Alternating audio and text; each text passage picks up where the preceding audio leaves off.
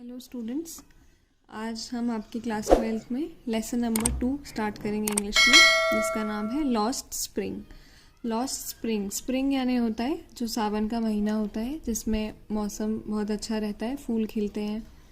तो उसके बारे में बताया गया है कि लॉस्ट स्प्रिंग यानी वो सावन का महीना है जो वो हो चुका है। स्टोरीज ऑफ स्टोलन चाइल्डहुड यानी ऐसी कहानियाँ जिसमें बताया गया है कि जो बचपन है बच्चों का वो चोरी हो चुका है। तो अब हम देखेंगे कि क्या है इसमें। सबसे पहले हम देखते हैं ऑथर के बारे में। ऑथर का नाम अनीस जंग है। Was born in Rourkela, spend her childhood and adolescence in Hyderabad यानी उन्होंने अपना बचपन से लेकर एडोलसेंस तक का जो पीरियड है वो हैदराबाद में बिताया है। She received her education in Hyderabad, उन्होंने अपनी एजुकेशन भी हैदराबाद से करी है। And in the United states of America, और यूएस से करी है, यूएसए से। हर पेरेंट्स वर बोथ राइटर्स, उनके जो दोनों पेरेंट्स थे वो राइटर थे। Anees Jung begin her career as a writer in India, तो उन्होंने इंडिया से ही राइटर का कैरियर स्टार्ट करा। She has been an editor and a columnist for major newspapers in India and abroad and has authored several books यानी बहुत सारे India और अब्रॉड के जो न्यूज़पेपर्स हैं उनके लिए वो एडिटर भी रह चुकी हैं और कॉलम्स भी लिखे हैं, और बहुत सारी बुक्स की वो ऑथर रह चुकी हैं। The following is an excerpt from her book title lost spring stolen childhood यानी उनके एक बहुत बड़ी बुक का छोटा सा अंश हम यहाँ पर पढ़ेंगे। Here she analyses the grinding poverty and tradition which condemn this children to live a life of exploitation यानी यहाँ उन्होंने ऐसे बच्चों के बारे में बताया है जो गरीबी में और उनके कुछ ट्रेडिशंस की वजह से उन्हें अपनी लाइफ इस तरीके से बिताना पड़ती है। समटाइम्स आई फाइंड अ रूपी इन अ गार्बेज यानी फर्स्ट स्टोरी जो है उसका टाइटल है कि कभी कभी मुझे गार्बेज यानी जो कूड़ा होता है उसमें 1 रुपया मिल जाता है। समटाइम्स आई फाइंड अ रूपी इन द गार्बेज, तो इसमें पैसों की वैल्यू बताई गई है ऐसे बच्चों के लिए जो गरीब हैं, और गार्बेज में है मतलब कि कचरा उठाने वाले बच्चे ये हैं।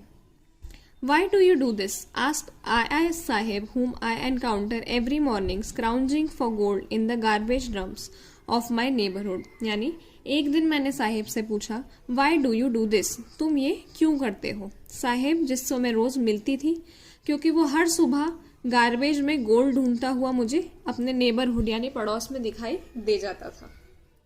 तो मैंने उससे पूछा कि तुम ये काम क्यों करते हो।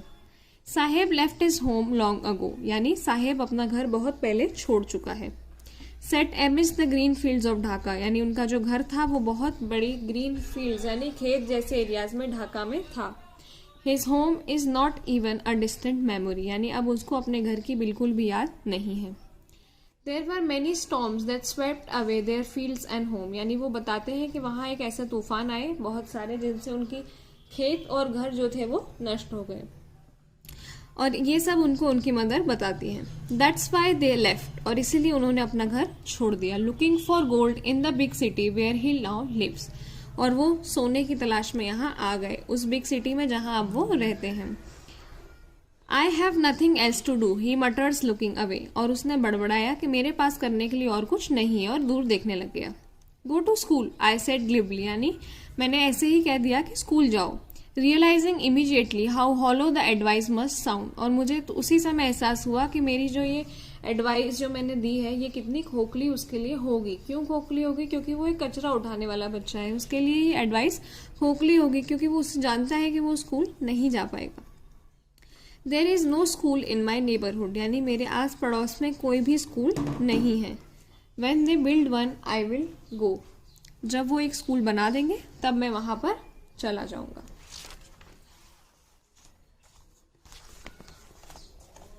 If I start a school will you come I asked half joking यानी किसी दिन अगर मैं स्कूल शुरू करूंगी तो क्या तुम आओगे? यस ही से स्माइलिंग ब्रॉडली और वो बहुत अच्छे से मुस्कुरा कर कहता है हाँ मैं आऊंगा।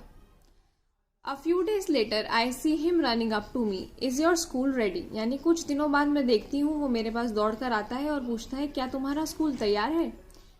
It takes longer to build a school यानी वो कहती है कि स्कूल बनाने में टाइम लगता है।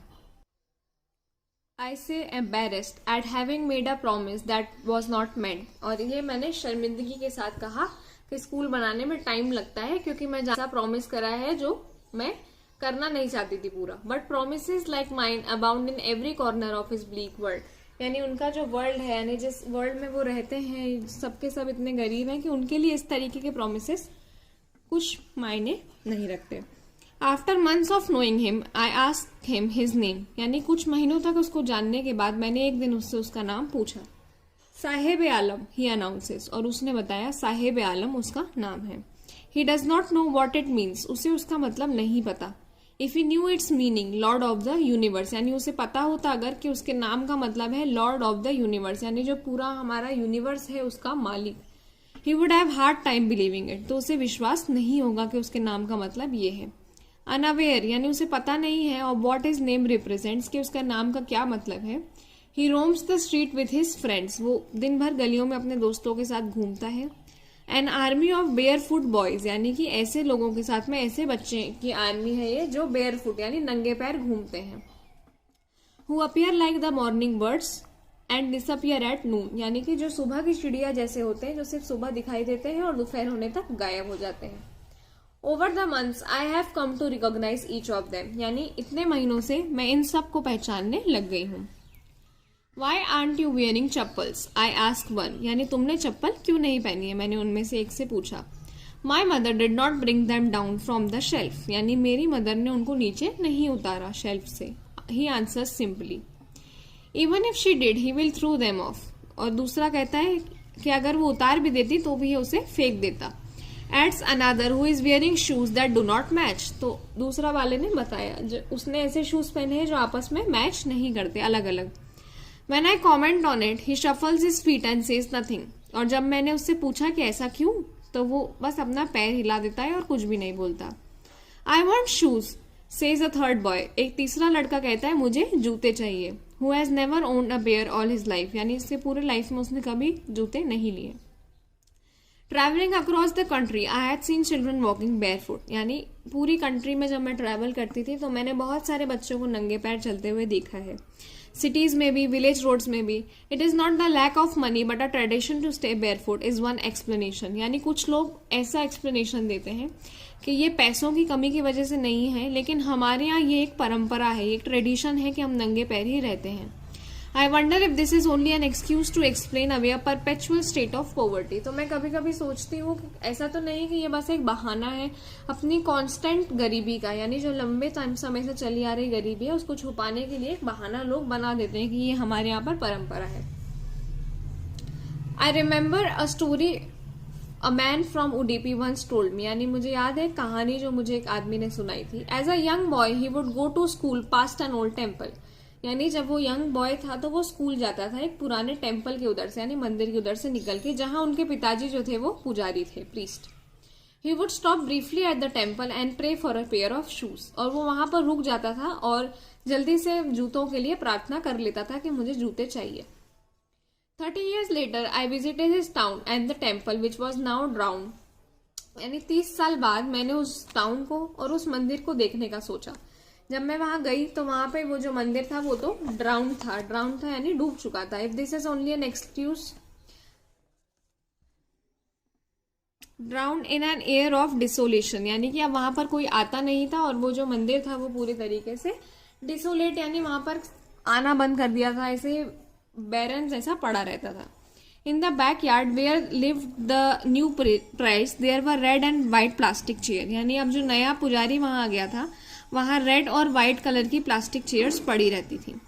अ young boy dressed in a grey uniform wearing socks and shoes arriving painting and through his school bag on a folding bed, यानी एक छोटा सा लड़का वहां ग्रे यूनिफॉर्म पहनकर आता है जिसने सॉक्स और शूज पहने होते हैं, और वो हाफता हुआ यानी पैंटिंग हाफता हुआ आता है और अपने स्कूल बैग को एक फोल्डिंग पलंग पर फेंक देता है। Looking at the boy, I remembered the prayer another boy had made to the goddess when he finally got a pair of shoes. To the goddess when he finally got a pair of shoes. उस बच्चे को देख के मुझे याद आता है कि एक और लड़का था जिसने देवी माँ से ये प्रार्थना करी थी कि उसको पेयर ऑफ शूज मिले।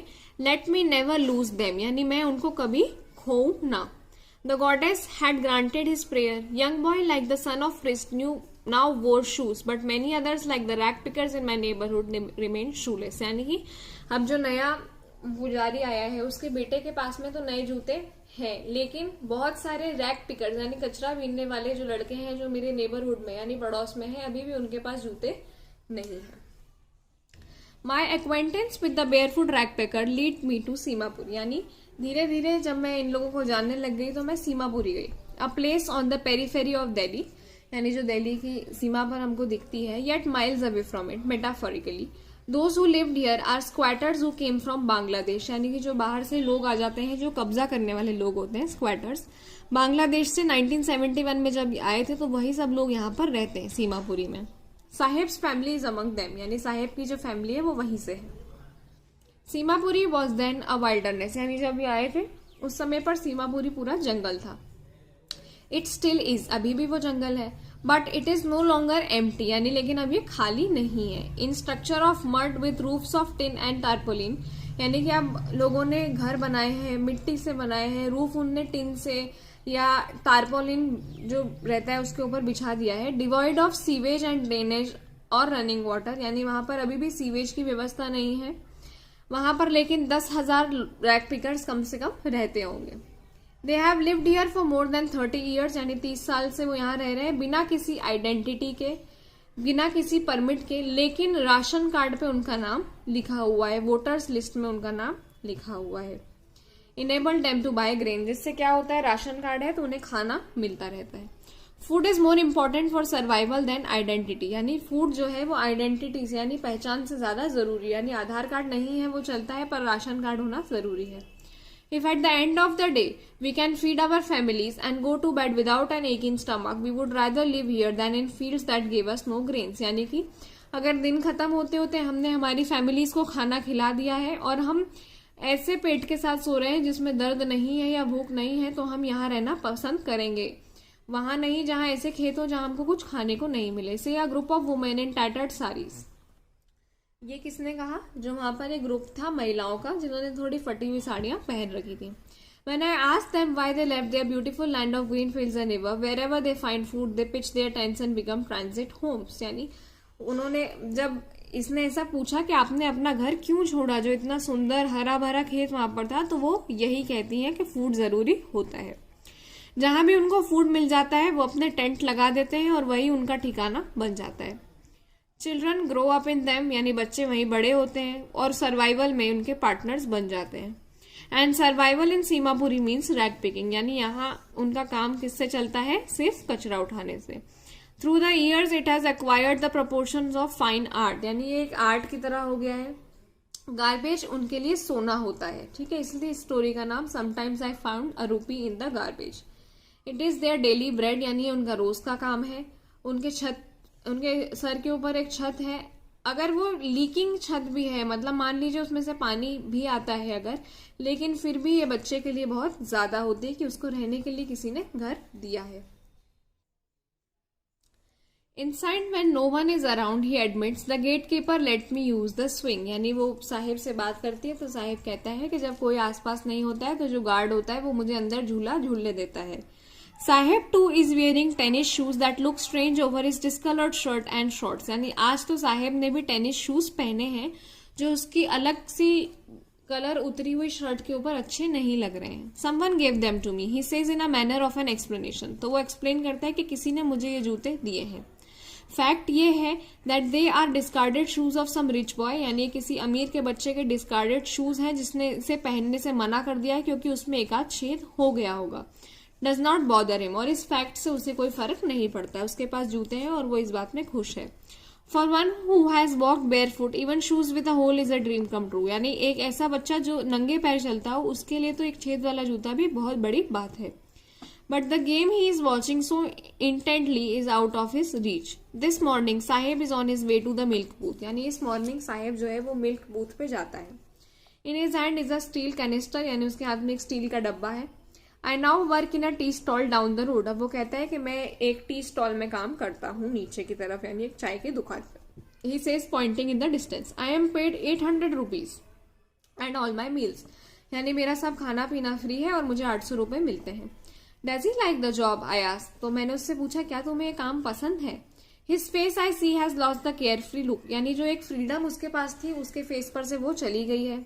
जो स्टील का डब्बा उसने पकड़ा हुआ है वो उस हैवियर है उस प्लास्टिक बैग से जो वो कैरी करता था अपने शोल्डर पे, यानी जब वो कचरा उठाता था तो वो प्लास्टिक की जो थैली थी वो काफी हल्की होती थी, पर अब जो वो काम कर रहा है उसमें स्टील का जो डब्बा है वो बहुत ज्यादा हैवी है। The canister belong to the man who owns the tea shop, यानी ये डब्बा किसका है, जिसकी दुकान है। Saheb is no longer his own master, यानी साहेब अब उसका खुद का मालिक नहीं रहा है।